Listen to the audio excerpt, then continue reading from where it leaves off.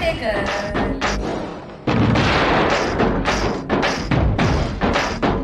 హే చందమామ ఒకటి సరదాగా నీళ్ళకొచ్చిన గంట ఊహకంతని అందాలెన్నో వెంట తెచ్చినంట ఆ ఇంద్రధనుసునే తీసి చీరల్ని చుట్టినాదంట ఈ లోకమంతా మరి తన మెరుపులతో వెలుగు నింపినంట తన మాటల్లోనా ముత్యాలేనంట తన చూపుల్లో